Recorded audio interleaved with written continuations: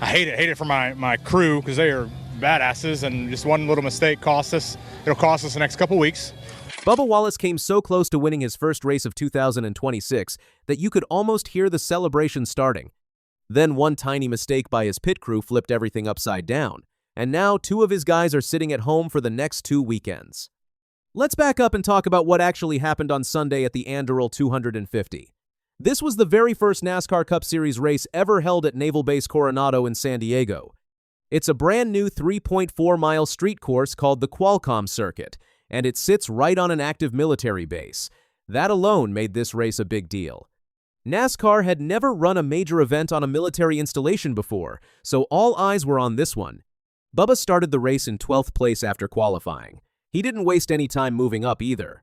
Early on, he even led a couple of laps and was running inside the top 5.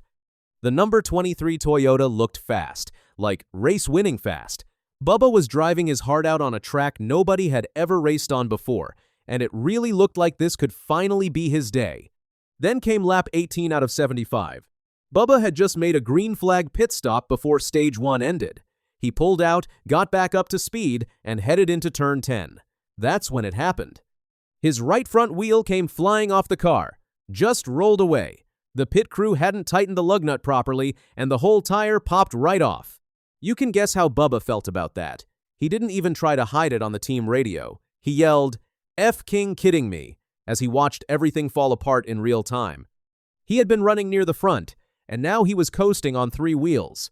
A caution flag flew right away because of the loose wheel laying on the track. And here's where it gets worse for Bubba. NASCAR has a strict rule about loose wheels. If your wheel comes off during a race, you get held in your pit stall for 2 full laps. No exceptions. That's a huge penalty, especially in a race that's only 75 laps long. Bubba sat there, watching the field go by, knowing his shot at winning was probably gone. But here's the wild part of this whole story. Bubba didn't quit. Not even a little. He got back out on track 2 laps down and just started picking off cars. One by one, he worked his way back through the field. Lap after lap, he kept gaining ground. By the time the race got into its final stretch, he was somehow climbing back into contention. Now, while all this was going on, his teammate, Corey Heim, was up front running the race of his life. Heim drives the number 67 Toyota for 2311 Racing, and this was only his 13th career Cup Series start. The kid is just 23 years old. He's not even a full-time Cup driver. But on Sunday, he was battling for his very first Cup Series win against another 2311 teammate, Tyler Reddick. With just 2 laps to go, Reddick made a mistake in turn 2. Heim shot right past him and took the lead. Reddick tried to fight back. He even made contact with Heim's car trying to get the spot back. But he backed off and then later got a flat tire that dropped him way down the running order. Ryan Blaney, who had led the most laps and won Stage 1, also faded near the end. Kyle Larson ended up 3rd. And Bubba? He kept charging. By the time the checkered flag waved, he had somehow finished 2nd. 2nd place, after being held 2 laps in his pit stall. He crossed the line about 10 seconds behind Heim. It was 211 Racing's first ever 1-2 finish as a team. A truly historic day for the organization. You'd think Bubba would be over the moon. A career-best road course finish, a huge points day, his team going 1-2. But that's not how he felt at all. When he got out of the car, he was fuming. He talked about how much that one mistake hurt. "We've had a season full of asterisk marks beside our results, and it's tiring. You know, we were busting our A, and we're not getting the results that we deserve," Bubba said after the race. You could hear the frustration in his voice. He had driven a perfect race, and his team had driven a perfect race, except for one little slip on pit road. But Bubba wasn't pointing fingers. He was very careful about that.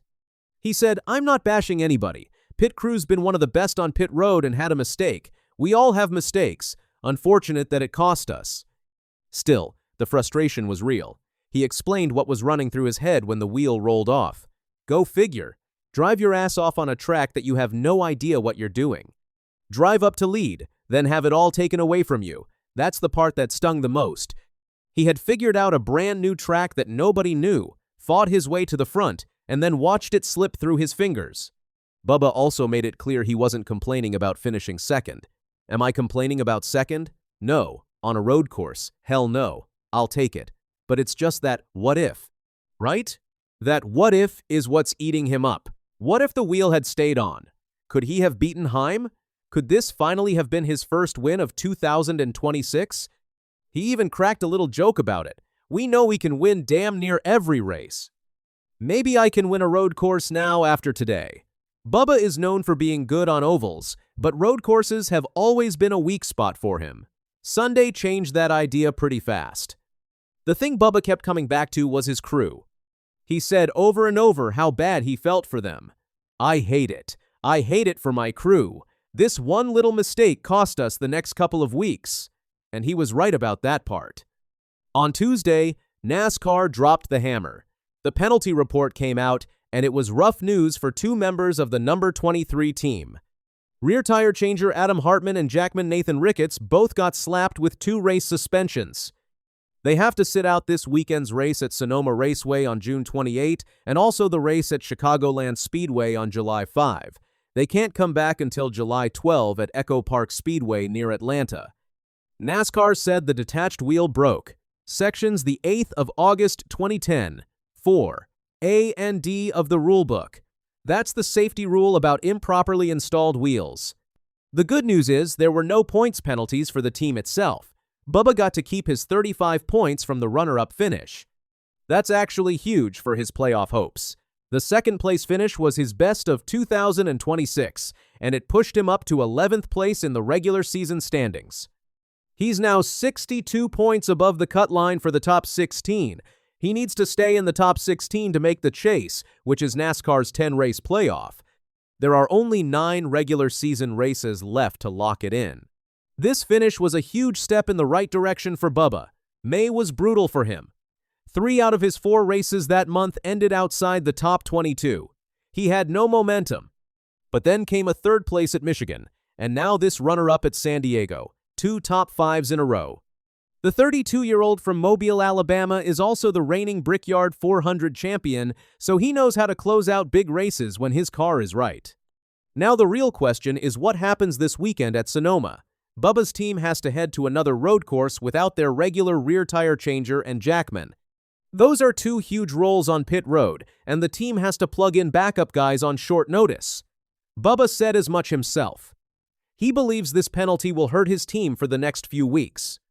The Toyota Save Mart 350 at Sonoma goes green at 3:30 p.m. Eastern on TNT Sports this Sunday.